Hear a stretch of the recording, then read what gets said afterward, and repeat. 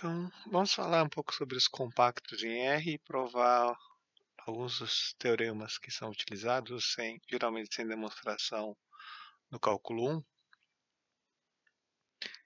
Então, bom, primeiro, geralmente a gente fala que um compacto de R é um fechado ilimitado. Só que fechado ilimitado não é a propriedade realmente que a gente está usando, né, quando está falando de um compacto. A propriedade forte que tem em R é o supremo e o ínfimo, e isso junto com o fechado limitado acaba dando o que a gente chama de compacidade. Então, o resultado a seguir é quase a definição de compacto no contexto mais geral e é o que a gente vai precisar para provar depois que toda função contínua é uniformemente contínua, que depois isso é usado para provar que toda função contínua no intervalo fechado e limitado é integrável. Tá? Então, primeiro, o teorema é esse aqui, né? Você pega o intervalo AB, fechado e limitado, pega uma família de intervalos abertos em R, tais que a união deles contenha o intervalo fechado AB. Então, existe uma família finita contida em J, tal que só essa união finita de intervalos já vai cobrir o intervalo AB. Então, a ideia de compacidade é mais ou menos isso. Você quer chamar de uma cobertura, no caso seria uma cobertura por abertos básicos, tá certo? E então toda vez que você tiver uma cobertura, você acha uma subcobertura finita. Bom, então a demonstração. Vamos chamar de A o conjunto dos y pertencentes ao intervalo AB, tal que existe um subconjunto finito, J', de J, tal que a reunião dos intervalos i j, onde j está em J', já contenha o intervalo AY. Então, o A é não vazio porque o A pertence a A, porque, obviamente, o intervalo AA é um ponto só, então, com um aberto, você consegue cobrir intervalo AA. Agora eu pego x, o supremo do conjunto A aqui. Então, a primeira coisa que a gente vai notar aqui é que o x pertence a... o supremo aqui ele vai ter que ser menor ou igual a b, porque o y está entre a e b. Então, agora, o x, a gente vai provar que o x está em a. Então, eu sei que os intervalos ij eles contêm intervalo, a união contém intervalo AB, então existe um jx em j, tal que o x, ponto x pertence ao intervalo ijx. Então, agora, o intervalo ijx, você pode pegar as extremidades, que a gente está chamando de t e s. Então, eu tenho aqui jx é intervalo aberto ts. Agora, como x está dentro do intervalo, então t é menor que x, e o x é o supremo de A. Logo, como isso aqui é um elemento menor do que o supremo, existe algum elemento de A, tal que fica acima desse t aqui. Então, existe um y em A, tal que t menos y é menor ou igual a x. Agora, pela definição de A, eu sei que o y está em A, então existe um j' contido em J finito, tal que o intervalo AY fechado está contido na reunião dos IJ, onde J pertence a J'. Agora, o intervalo YX, ele está contido no intervalo TS, por causa da ordem, né?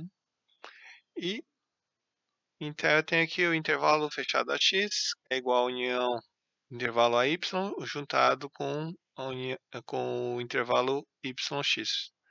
Agora, esse daqui, por hipótese, está contido nessa união, e o yx ele está contido em ts, que é o ijs. Então, eu tenho que essa união está dentro dessa união, e essa união aqui é igual a pegar o J', juntar com o Jx e tomar a união dessa família aqui. Então, como o J' é finito, essa família também é finita, e com isso eu consegui cobrir o intervalo AX com uma quantidade finita, uma reunião finita, então o X também está em A. A segunda coisa agora é mostrar que o X é o próprio B. Bom, se o X não for o B, o X vai ter que ser menor que B. Então, como o X pertence a A, você pode pegar um J0 contido em J finito, tal que o AX, o intervalo fechado AX, está contido nessa união finita de intervalos. Agora, o x está em um deles, então pega o jx pertencente a j0, tal que o x pertence a esse jx. E toma então agora o t e s, que são as extremidades desse intervalo jx. E agora eu posso pegar um y que seja maior que x e menor que o mínimo entre S e B. Bom, tanto S como B são maiores que x, então o mínimo é maior que x. Aí você pode tomar um y aqui dentro. Então agora eu tenho que o intervalo AY fechado é igual ao intervalo AX unido com o intervalo XY. O intervalo AX ele está contido na união desses intervalos pela escolha do J0 que a gente fez. E depois, agora, o XY, ele está dentro de TS, o intervalo fechado XY está dentro do intervalo aberto TS, e o TS era o JX, que já estava em J0. Então, essa união é igual à união de J pertencente a J0, e com isso, o Y pertence a A. Só que isso contradiz que X era o supremo de A, pois o Y agora está em A, e ele é maior do que o supremo. Assim, eu não posso ter x menor que b, o que me sobra então é ter x igual a b. Agora, o x é o supremo de A, e a gente já viu que o x na verdade é o máximo de A, e o b é igual a x, então o b está em A, e com isso eu tenho que o AB está contido na reunião dos IJs, J pertence a J0 para algum J0 contido em J finito. Então isso termina essa demonstração. Agora a gente vai passar para continuidade uniforme. Então, pega f, uma função contínua de AB em R, com A e B em R.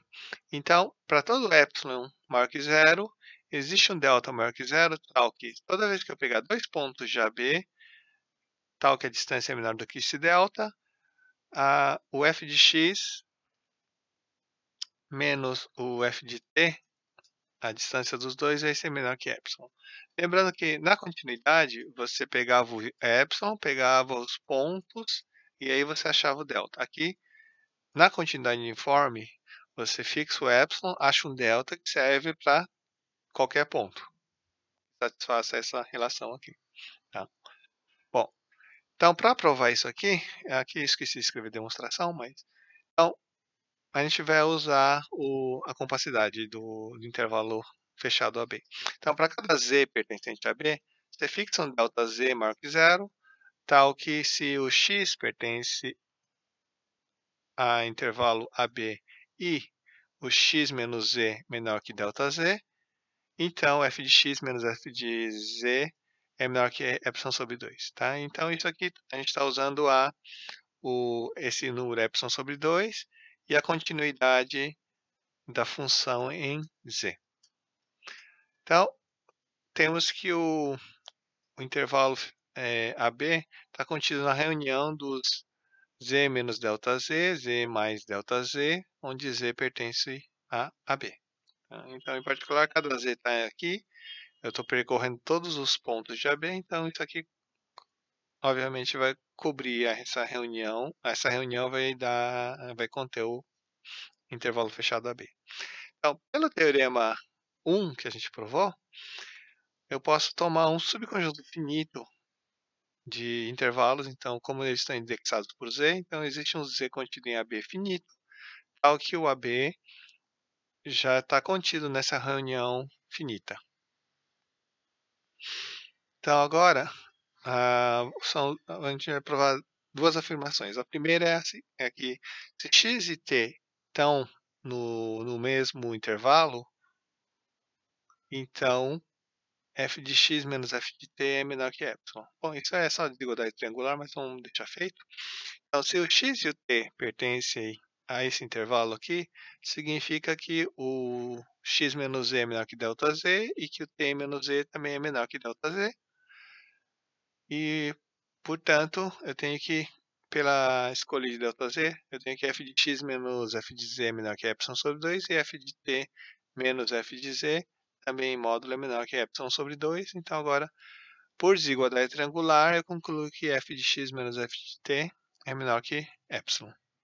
É o truque padrão aqui. A segunda coisa é mostrar que existe um epsilon maior que zero, tal que se o x e o t estão em AB, então o módulo de x menos t é menor que delta, então existe um z pertencente a z, tal que os dois pontos vão estar dentro de um único intervalo. Bom, então para provar isso, vamos pegar todas as extremidades desses intervalos variando z. Então, chamar de B o conjunto dos z menos delta z, z mais delta z, onde z pertence a z. E chamar de delta a metade do mínimo entre dois pontos que está em B. Certo? Então, você pode pegar um z em z, um y em z e depois pegar a diferença também entre os dois para fazer a conta. Bom, então, suponhamos que o x e o t estão no intervalo fechado AB, então eu tenho que x menos t e x menos t em módulo é menor do que esse delta aqui. Pega um z pertencente a z, tal que o x pertence a z menos delta z, z mais delta z. Bom, tal z existe porque ele a reunião desses intervalinhos cobriria o intervalo AB. Agora, se o t também pertence a intervalos, já terminou o que a gente queria. Então, a gente vai supor que o t não pertence. Agora, se o t não pertence a z menos delta z, z mais delta z, a gente tem duas possibilidades. Ou o t está abaixo desse ponto, ou o t está acima do z mais delta z. Então, primeiro a gente vai supor que o t é menor que z menos delta z e pega... Bom, então eu tenho que o t está em intervalo AB, o x também está em intervalo AB, então esse ponto aqui está no intervalo AB também. Então, como esse z menos delta z é um ponto do intervalo AB, existe um y, tal que o y delta y menos z menos delta z é menor que y mais delta y, porque todos os pontos do intervalo AB são dentro de algum desses intervalos indexados por z. Como o t está abaixo aqui e esse daqui está abaixo de x, então a distância entre t e x é menor do que delta, então a distância entre t e z menos delta z também é menor do que delta. Por outro lado, eu sei que o y delta y também está à esquerda de z menos delta z, só que a distância entre y menos delta y e z menos delta z, ele tem que ser maior do que delta pela definição de delta. Então, como essa distância é menor, o t vai ter que ficar entre o y menos delta y e o z menos delta z.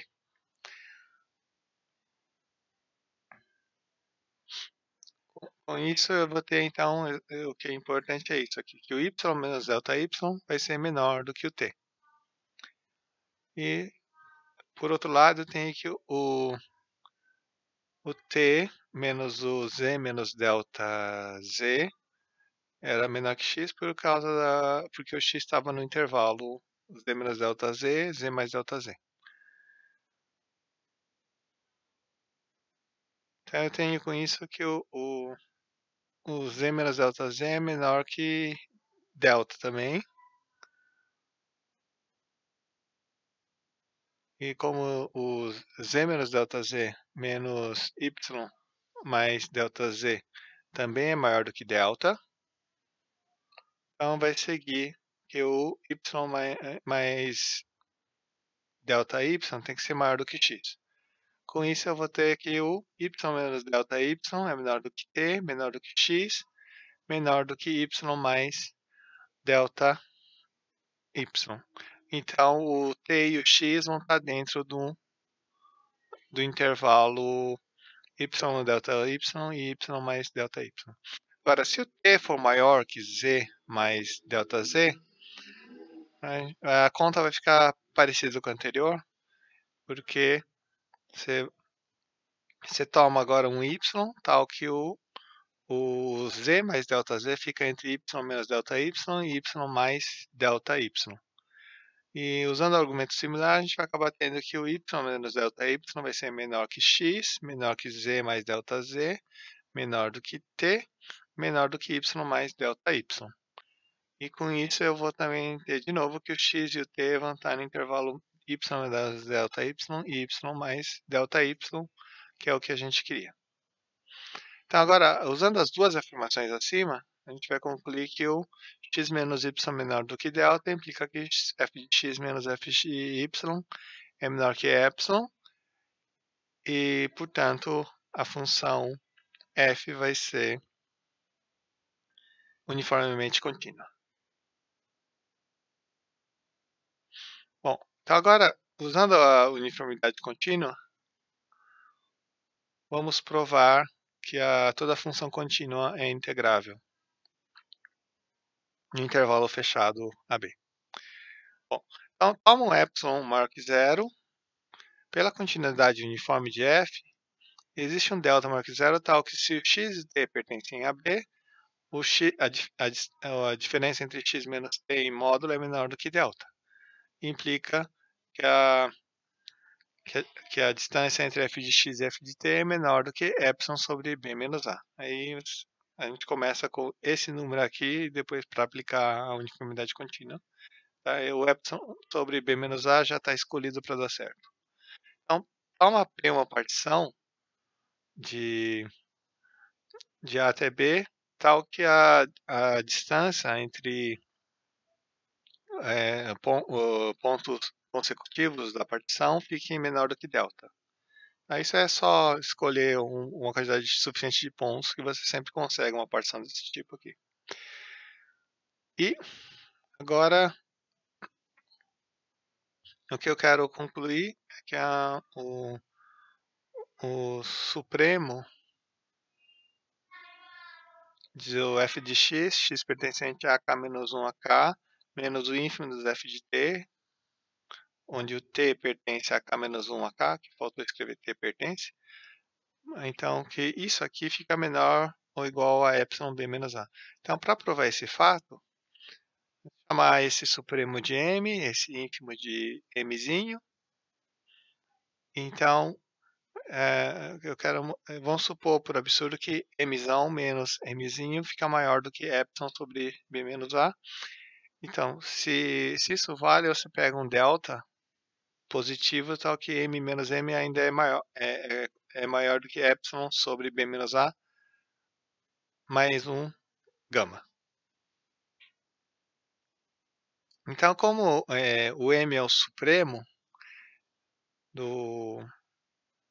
dessa conta aqui, então existe um x pertencente a k menos 1 a k, tal que o f de x fica maior do que m menos gama sobre 2, porque m menos gama sobre 2 é menor do que m, e como o m é o menor dos majorantes, então o f de x vai ter que ter algum valor f de x que vai ficar para cima. E aí, como m é um ínfimo, então aí você toma um m mais gama sobre 2 é um pouco maior que mzinho, então tem que ter, por ele ser o maior dos minorantes, então tem que ter o f, tem que ter algum f de t que fique abaixo desse valor aqui. Então, portanto, menos f de t fica maior que menos m menos gama sobre 2. Então, eu vou ter que f de x menos f de t vai ficar, só lembrando aqui, né? Você tinha isso aqui, então, se vocês fazer somar essas duas aqui, f de x menos f de t vai ser maior que m menos gama sobre 2 menos gama sobre 2 que dá menos gama. Então, f de x menos f de t vai dar isso daqui, que é maior que epsilon sobre b menos a mais gama, que foi o que a gente está supondo aqui, né? Certo? E menos gama aqui, então isso aqui dá epsilon sobre b sobre a. Agora, isso aqui é um número positivo, então f de x menos f de t é positivo, então isso aqui é igual ao módulo de f de x menos f de t. E isso aqui, pela escolha dos pontos, ele era menor do que epsilon sobre b menos a. Então, a gente vai acabar concluindo que epsilon sobre b menos a é maior do que epsilon sobre b menos a, que é uma contradição. Assim, eu tenho que eu tenho isso aqui, né? Que é realmente o supremo e o ínfimo aqui, ele fica menor ou igual a epsilon sobre b menos a. Bom, então agora é só pegar a soma superior e a soma inferior para essa partição aqui. Então, a soma superior aqui tem o supremo, e depois a soma inferior tinha o ínfimo, então se você subtrair um do outro, vai ficar essa conta aqui, porque o intervalo que aparece aqui, o comprimento dos intervalos é o mesmo, né? Porque é a mesma partição. E agora, esse número aqui é menor ou igual a epsilon sobre b menos a para cada k. Então, eu posso puxar ele para fora agora e você soma de k de 1 até n, usa k menos 1. Que aí, pela telescópica, sobra b menos a. Aí você corta com b menos a, que faltam parênteses. Mas aí fica epsilon. Então, eu vou ter que essa soma, a soma parcial, a soma superior menos a soma inferior vai ficar menor ou igual a epsilon, e, portanto, a função f é integrável em AB.